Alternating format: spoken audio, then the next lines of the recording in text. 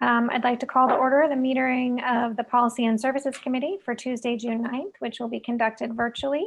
If the clerk could please call the roll. Chair Cormack. Here. Councilmember Filseth. Here. Councilmember Koo. Here. 3 present. Thank you so much. And now we'd like to call for oral communications where members of the public may speak to any item not on the agenda. If you're calling in by phone, please hit *9. If you're participating via Zoom, please click the participants area and then raise your hand, and the clerk will assist us. So it looks like we've got 2 people with their hands raised so far. We have Jennifer L. and Cheryl Spencer. So we'll go with Jennifer L. first. Jennifer, you'll have 2 minutes to speak. So we'll give you 2 minutes on the clock. Thank you. I first wanted to clarify if future agendas and meetings is part of the agenda and I can speak to that item at that time, or I should make my comments now because the comments I have are related to that topic. Ms. Landesman, if you're willing to stick around with us, I think your topic is better suited to future meetings and agendas, but if you're pressed for time, we're happy to take your comment now. Sure. No, that's okay. I'm happy to stick around, and I'll just say now, thanks for all the work you all do, especially during these times. And I'll come back in during the item that's appropriate. Thank you. Thank you, Ms. Landesman. Okay, the next speaker is Cheryl Spencer, followed by Chuck Jagoda.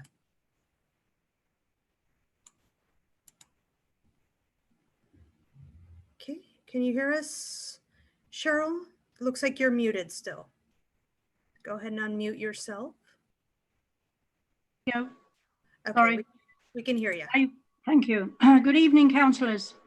This is Cheryl Spencer speaking to you on behalf of the Women's International League for Peace and Freedom and a coalition of many groups who support CEDAW, the Convention on the Elimination of All Forms of Discrimination Against Women. Last night, I listened to the City Council meeting and heard you pass a motion that directed city staff to start dealing with racism and discrimination in Palo Alto. The paragraph C of that motion read, "Begin a diversity and inclusion initiative throughout the city." Well, in October 2018, the City Council passed a motion that directed city staff to study options for a city ordinance endorsing the CEDAW and to bring those options to your Policy and Services Committee. So for 20 months, we have been waiting to see an agenda item that would have you discuss a staff report laying out the options for a new ordinance based on the CEDAW. But we have not heard or seen anything about any action on this topic by city staff. I don't need to repeat here why we need such an ordinance. You know the reasons full well. I have submitted information to your current chair, and our coalition has cajoled the council to allocate time, money, and a deadline to staff to work on a report. I do hope the execution of the framework the council directed staff to formulate in the next 3 days regarding diversity and inclusion goes faster than the very slow response to the October 2018 council motion to address the inequalities that women suffer from in Palo Alto. Thank you.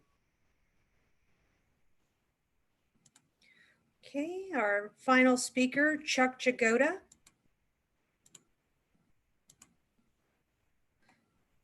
Okay. Looks like you're muted, Mr. Jagoda. If you could unmute yourself. Looks like we've got one more hand that came up in the meantime. So Mr. Jagoda, go ahead and unmute yourself.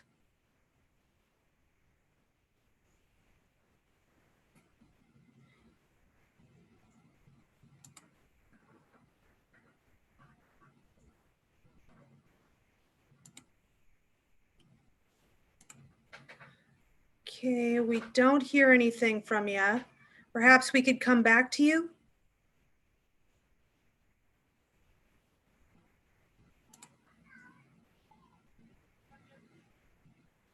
Okay, we'll come back to you. If that's okay, Chair. Yes, please do Okay. so. So we'll move on to Cheryl Spencer. I believe she already spoke. It looks like Miss Young's hand was up momentarily, but it's gone down. So perhaps we could try Mr. Jagoda again. You're right. Thank you. Okay, Mr. Jagoda, I've enabled you to talk. So you can try to unmute yourself.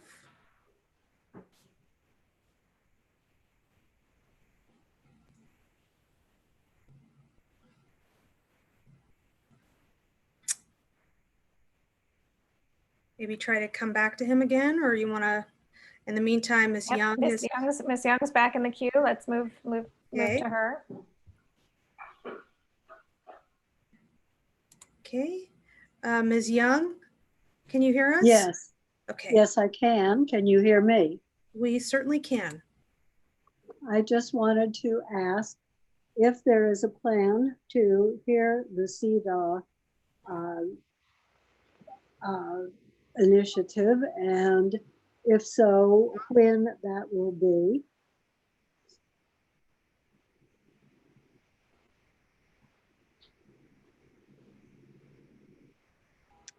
So the committee doesn't actually respond to public speakers at this time, Ms. Young, so you can just go ahead and give your full comment. My full comment is I applaud what Cheryl Spencer had to say and hope that the committee will move quickly on this as well as other very important matters in terms of discrimination. Thank you. Okay, thank you.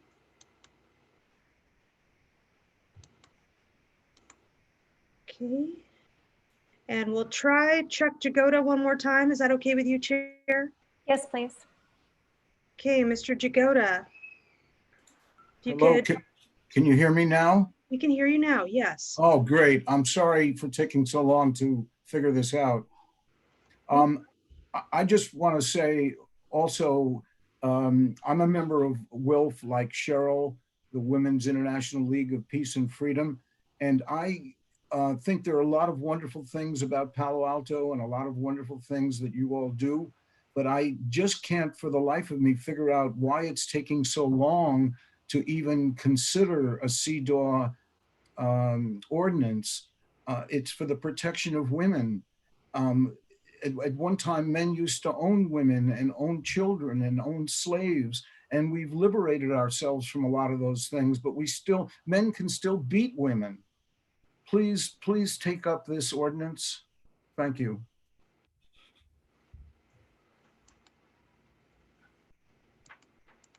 Okay, Chair Cormack, there are no more speakers. Thank you, Clerk Lunt. That concludes oral communications. We'll move on to action item 1, which is that the Policy and Services Committee and staff recommend that the City Council accept the status update of the audit of the business registry. Is there a staff presentation? Mr. Ramberg has magically appeared, so perhaps you're Yes, giving it. Thank you, Chair. Good evening, Chair and committee members. I'm David Ramberg with the Administrative Services Department. We do have a very brief verbal intro, and then we'd be happy to take any questions you have. Tonight, staff is recommending acceptance of the status update of the audit of business registry. Of the 3 remaining recommendations shown in attachment A, 1 is complete and 2 are in progress. The 2 in progress recommendations will be addressed in the fall timeframe as we work to improve the business registry data and its uses. And with that, we are available for any questions and any discussion you may have tonight. Thank you. Thank you, Mr. Ramberg. Your brevity is appreciated considering my colleagues and I started this day with each other and are right. once again here. All right. No Let's see. I realize it's a small group. It'll just be easier. Councilmember Filsa and Councilmember Koo, if you'd like to speak, just raise your little blue hand or feel free to wave because it's a small group. You have any questions? Councilmember Koo, go ahead. Thank you. Thank you for the brief presentation, David. I wanted to ask on packet page 7, it says on the second bullet point, it says gather data from in-person observations of city businesses.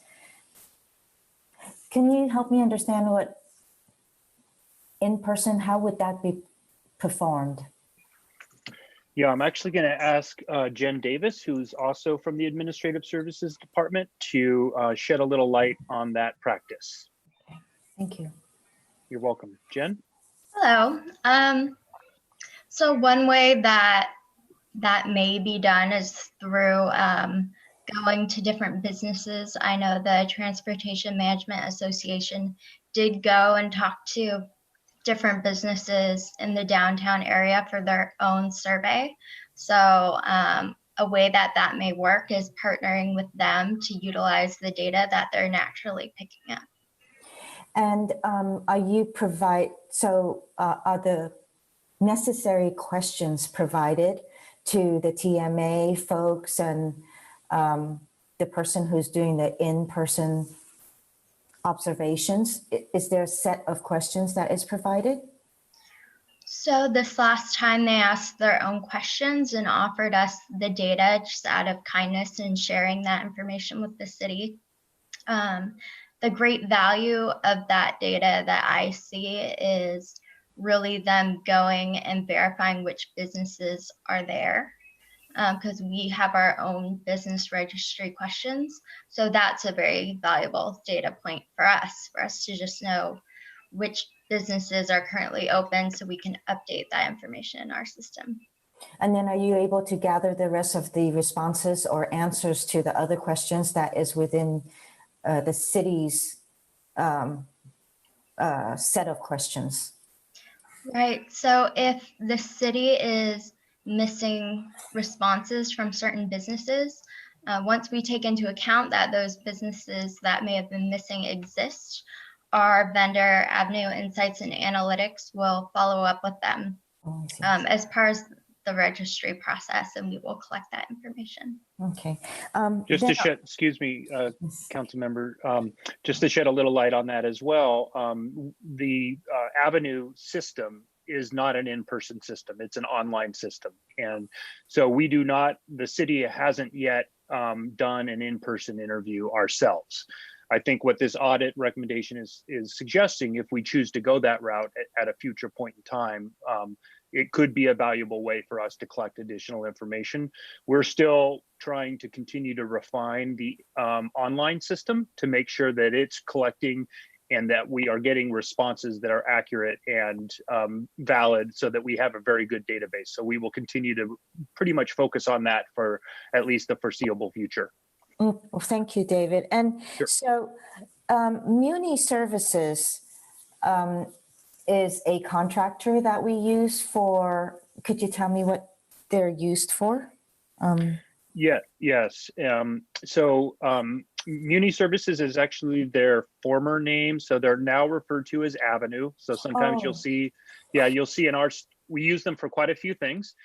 Sometimes you'll see them referred to as Avenue / Muni Services, and more you'll probably just see Avenue. Okay. So the Avenue provides us sales tax data. And so you'll see sales tax reports coming through from Avenue. We recently, a couple years ago, brought them on board to do our business registry system. And we folded in 2 years ago the Business Improvement District registration as well into that online system. They're a firm that operates across the country, and they do a lot of tax collection and tax reporting consulting services to municipalities across the country. Thank you for that. That's very informative. Now, there is also Info USA and also Dun and Bradshaw. Could you shed some light on what they're gathering for us or what they provide? Go ahead, Jen, if you've got that one. Yes, so those were some examples in our contract with Avenue of data sources that they could pull from. So we don't directly work with those sources, but those are resources for our vendor. I see, through Avenue. Okay. Then on the same page, page 7 in the middle, it says that Staff will also meet with the utilities and information technology departments to discuss data sharing. How does IT share their data? I mean, what kind of data are they sharing to help with the business registry? Right, they may not actually be sharing data to help with the business registry right now, but IT is the gatekeeper of the city shared data through the open data portal. So if you go to the city's website and you go to open data, for instance, you'll see the salaries and benefits information, for instance, you'll see permit information, you'll see a whole slew of data sets. Those data sets are managed and provided by IT. So if we were looking to make the business registry data set available, and I believe we have one year at least up there already, and if we make subsequent years available, we would be working with IT to do that. Very good. Thank you. Thank you. And then just help me, remind me, we waived the business registry for FY20, right? The fees. That's correct. FY20 goes until June 30th. So we wait until June 30th. That's correct. Okay. So what, just as a reminder, what has not yet been waived and is not yet applicable is the collection period for fiscal year 21. The collection periods typically kick off in the March timeframe. So it's basically waived until March of 2021. As we approach March of 2021, we will kind of see what the landscape looks like. And, if it's still very much a landscape that's heavily impacted by COVID-19 implications, maybe it would warrant maybe a conversation to revisit the BRC once again and see if a subsequent action may be needed for an additional year. But at this point in time, the BRC is scheduled to kick off again for collection purposes in March of 2021. Okay, thank you very much. Thank you, Chair. Thank you, Councilmember Koo. Councilmember Filsath. Hi, folks. It's a weird year for this, of course. I just wanted to, and thanks for clarifying the Avenue versus Muni services. I was wondering about that too. Is there anything interesting that other cities do that we ought to do or not, or anything we can learn from other cities? What do you think how do we compare on how we do this? Yes, so I'll give Jen a couple minutes to think about that. Jen has researched a lot of different uses of the business registry and has become very familiar with our internal system. I think as far as the Administrative Services Department, I think we mentioned this in the report, but we recently assumed the business registry system and managing of the system just this year. So this was really our first go-through cycle. It previously was in the Development Services Department, and it serves really classically, I think, the function of business outreach and business development programs in cities. So I think what council did recently, it's also referenced in the staff report, is back in March, the business license tax was basically shelved for at least the immediate time frame. And what council directed staff to do was to really refocus on the business registry system to ensure that the business registry system is as robust and as high quality data, and it's serving all the uses that we can possibly get out of it. And so what the audit has also referenced is that we may not be getting all of the uses out of it that we could or that we should. It has noted that we should talk to our internal and our external customers.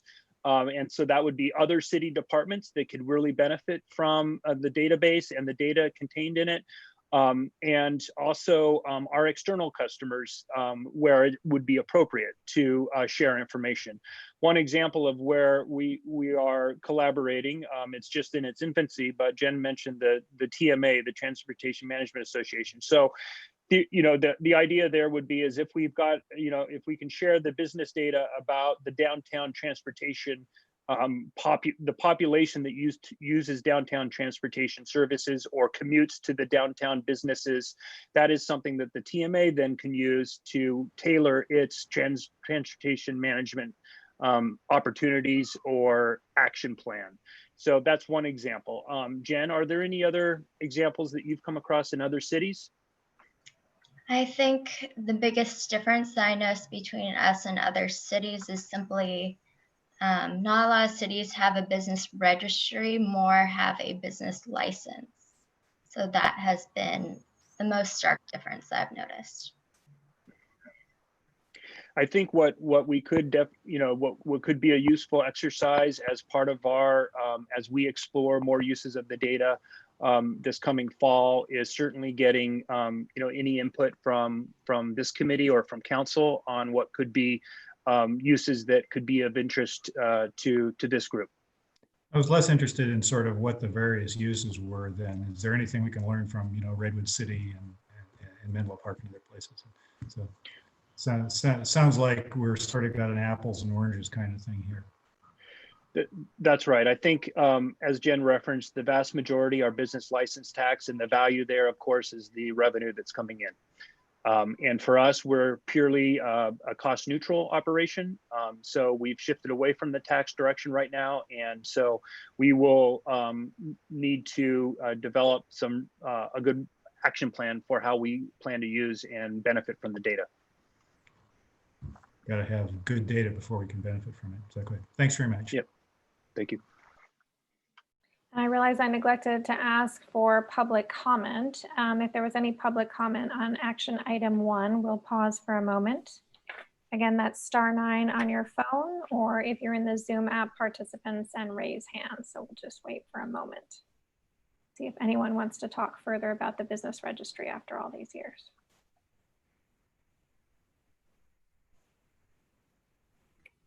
Chair Cormack, this is Kim, clerking the meeting. I see no hands at this time.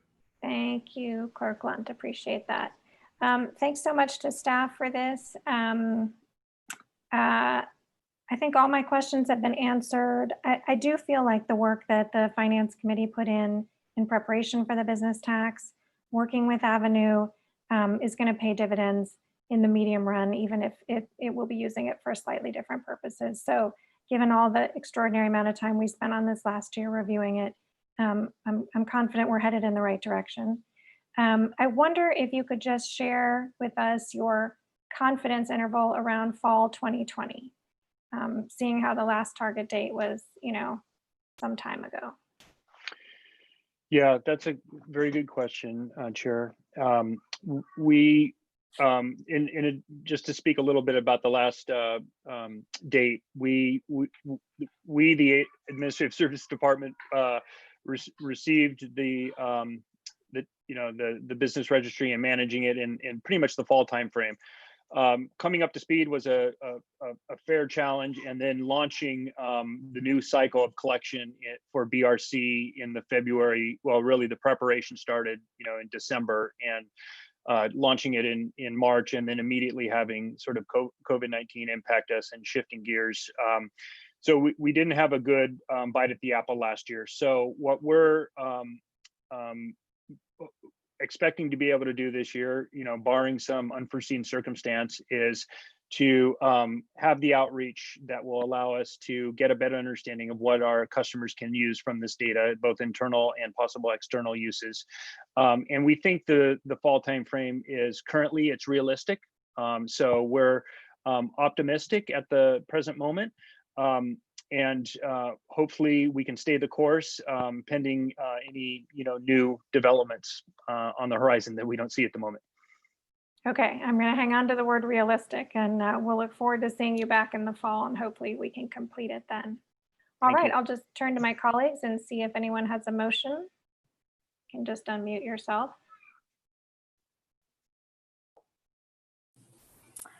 If I may. Please. I move to staff recommendation to recommend to council. Second. Excellent. Okay, any discussion? Would either of you like to address this? No, thank you to staff. Nope. Thanks, staff. Okay. Great. So then let's see alphabetically. I'm first. Yes. Councilmember Filseth Yes. and Councilmember Ku. Yes. All right, that passes 3-0. Thank you so much to the Administrative Services Department. Appreciate that. All right, we'll move on to item 2 under action items, which is to recommend that the City Council accept the status update of the audit of parking funds. Do we have another brief presentation? Welcome. I think you need to unmute. I apologize. Well, that was brief, wasn't it? Very. Go right ahead. Good evening, Madam Chair and council members. My name is Sherry Nixon, and I'm a principal analyst with the Planning and Development Services Department. Tonight, we come to you with a staff recommendation that this committee recommend that the City Council accept the status update on the audit of parking funds. The purpose of the audit was to determine if the city's parking funds are collected, accounted for, and used in accordance with applicable laws, regulations, policies, and governing documents. The audit was issued in December of 2015, and the last time we came before you with status of this audit was in June of 2018, and all but one recommendation had been completed. In the audit updates, we've talked about a work group that had been formed. So the work group continued to pursue the remaining recommendation, which was recommendation 1.5, creating a protocol covering the necessary procedures to ensure appropriations, funding sources, and capital expenses are accurately and completely tracked during the life of each new parking garage CIP project. So tonight I am updating you on the status of this last remaining item. As reported last time in response to the audit, and as I mentioned a minute ago, staff formed a parking funds work group, which led to a significant improvement in the administration oversight of parking funds. Since that time, the Office of Transportation was established and has taken the lead on the parking funds work group and the parking funds. The work group consists of all the city departments involved in administering the city's parking programs, and it meets periodically. I think it's mentioned in the staff report. To wrap up the last remaining item to respond to the audit, the Public Works Department created a calculation template and procedure to ensure appropriations, funding sources, and capital expenses are accurately and completely tracked during the life of each new project, each new parking garage CIP project. In accordance with the municipal code, they reset the parking in lieu fee at the time the construction contract for the new California Avenue garage was awarded to include the actual costs to that point in time, plus the projected construction cost and authorized contingency. So with the completion of these last steps, it is staff's opinion that the response to this audit is now complete. The auditor verified the response and all recommendations are now complete. So there are no outstanding recommendations. And with that, I'm happy to answer any questions you may have. Thank you, Ms. Nixat. And now we'll turn to members of the public. If anyone wishes to speak on this item about the audit of parking funds, we'll wait for a moment.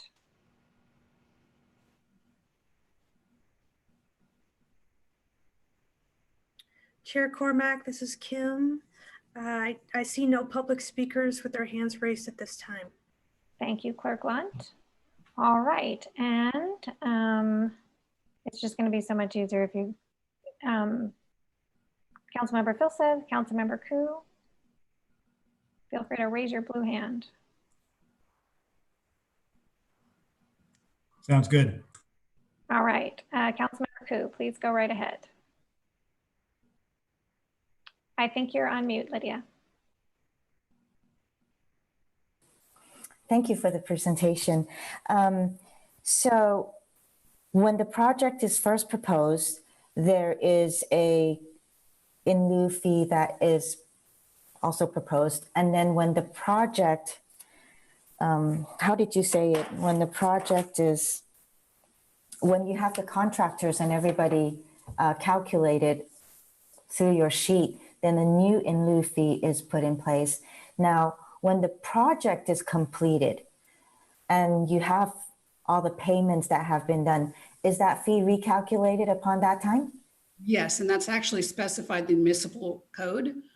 So, and that may mean your parking in lieu fee goes up or down depending on the cost that was incurred on the garage.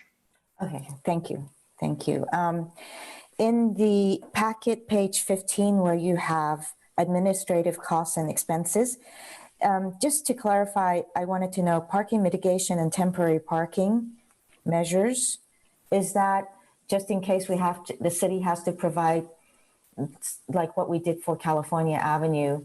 Hey, Brad, you know, the valet parking, or if there's busing that we had to provide. Is that what it's for, the mitigation, parking mitigation and temporary parking measures? Good evening, Brad Eggleston, Public Works Director. That's exactly what that's for. So in the instance of Cal Ave, we've rented space at the Caltrain lot. We've rented space from the county courthouse. We have a valet service, all those sorts of things. Okay, thank you. That's all my questions. Thank you so much. Thank you, Councilmember Koo. Councilmember Filsath, anything? Nope. Straightforward. Okay. Straightforward, great. Yes, well, Councilmember Koo touched on the part that I was interested in, just verifying that we'll go through this a second time after construction is complete.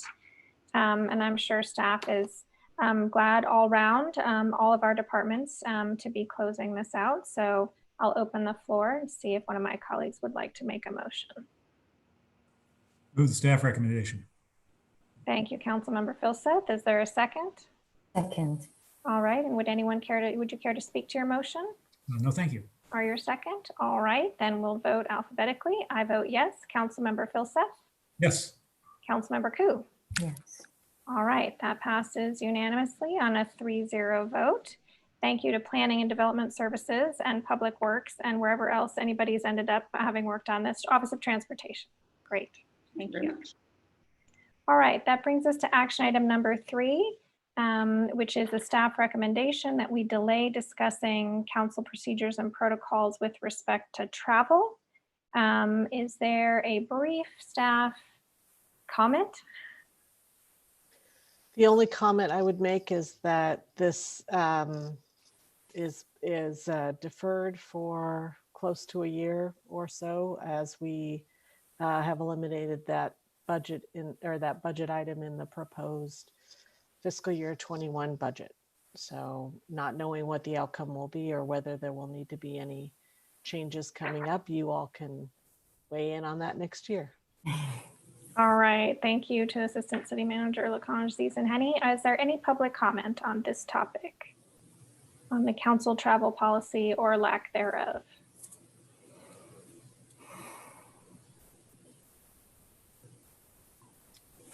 Chair Cormack, this is Kim. I see no hands raised. Okay, great. So I will bring it back to council. I see Councilmember Filsath's hand is raised. Please go ahead. Move the staff recommendation. Excellent. Let's see if there's a second. Second. All right. Would you care to speak to your motion? I actually would briefly. Great. Which is, nobody's traveling this year. So that said, we ought to get to this at some point, because if we don't get to it at some point, the next person who travels whenever is going to go through this. Gee, what's the policy here again? So we ought to get to it at some point. And Councilmember Koo, would you care to speak to your second? No, thank you. Straightforward. Okay, I appreciate Councilmember Filsath's approach. I agreed with staff that we should delay this rather than debate it in sort of an abstract motion. So A, no one's traveling, B, there's no money to travel. So I feel that given the pandemic, with the economic issues, with everything else going on, we can put this on a shelf and pull it out again next year. All right, let's go ahead and vote then. I vote yes. Councilmember Filsath? Yes. Councilmember Koo? Yes. Okay, on a 3-0 vote, that will be delayed. Thank you so much. Thanks to staff for helping with that. And that brings us to future meetings and agendas. And why don't we start with public comment? If anyone would care to speak to future meetings and agendas, now would be the time.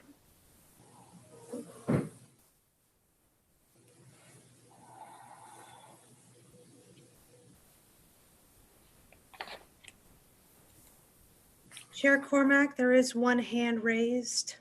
Great, For let's go public ahead. comment. Jennifer L.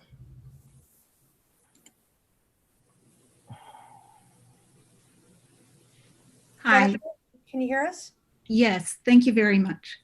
Yes. Since it says L, it's Jennifer Landesman, and I'm here to ask that as you plan your 2020 agenda, that you please consider finding a pocket for airplane noise.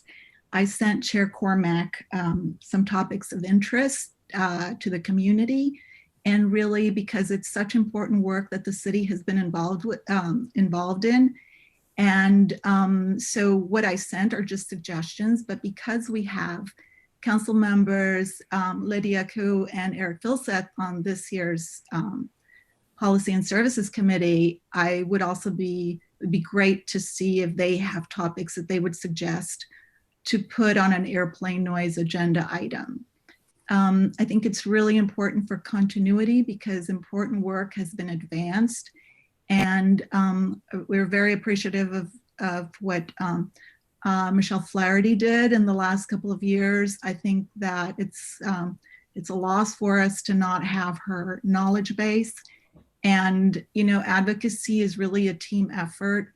And I think it's really important not only for, you know, to get this issue moving forward, but citizen advocates benefit from your ideas and your directions. So it would be really great to have you put it on the agenda this year. Thank you.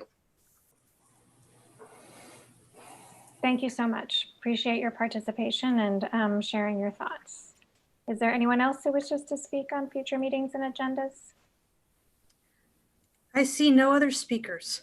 All right, thank you, Clerk Blunt. Okay, I will turn back to my colleagues and just let me know if you have some suggestions for topics for future meetings. Chair, may I ask you a question? Certainly. So the suggestions for future meetings and agendas would be something that council has already assigned to Policy and Services, or? I think we're just taking suggestions at the moment, and then we'll work with staff in case we need a referral. So if since the Policy and Services, this is our first meeting, here we are in the 6th month of the year. I just thought it'd be a good opportunity for us to figure out if there are other topics that you would like us to consider. And if we need a referral for that, then we'll work through the process.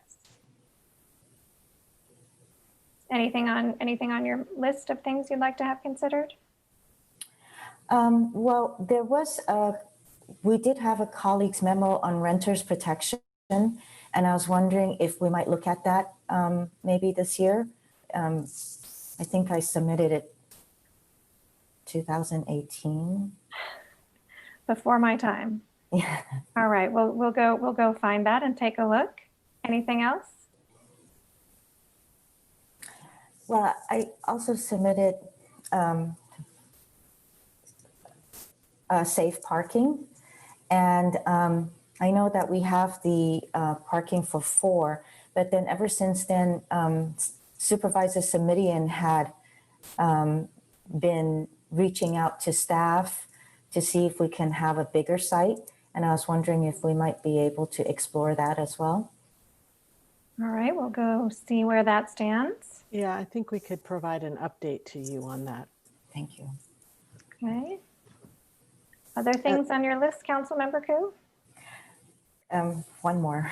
Sure. I'm sorry to take all the time. No, that's what we're here for. One more is, and this is not something that was referred by council previously, but given what we have experienced with COVID and people working from home, I was wondering if we might explore, starting with city employees, to explore how to continue with the work at home for certain departments that are able to, and if we might be able to recommend a policy of some sort. Just a suggestion. Okay, we'll have to take a look at that. I think with legal, I don't know. I have less experience on this than you, how often we get involved in things with employees. So we'll just have to take a look at that one, but I appreciate the suggestion. That's it. Thank you. Okay, Councilmember Filseth, do you have things on your list? I cede my list to Councilmember Koo. Okay, great. It's a reasonable question. This is the first policy and service meeting we had this year, right? I haven't thought about it.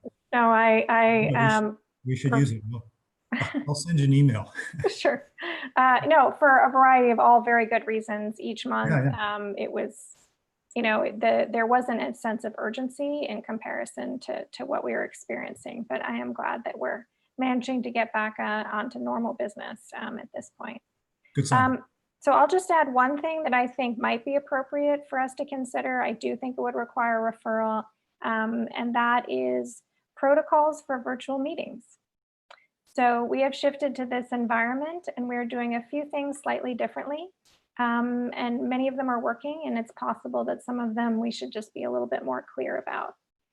So that's one thing that I think is worth exploring, but it's possible that would need a referral. So I just wanted to bring that up since this would be the right committee to consider any protocols we have, whether it's, the process or the number of minutes or the platform or video on and off, all those sorts of things. All right. Anything else from either of my colleagues? I wanted to mention. Yes, I was just going to turn back to you. Go right ahead. So if nothing else from my colleagues, let me just turn back to Assistant City Manager Susan Henny. The one other item that I had on the list was just the surveillance use policy that will likely, we would maybe bring a report. There's per the policy, and there is a requirement to bring a report back to council. So we have not done that. The city has not purchased anything that required us to go to council as part of that policy. But there will be some actions coming up. And so maybe discussing the best type of information that we should include and updating that for council would be helpful to us. All right, and that sounds like something we might be able to do in August when we return. Oh yeah, okay.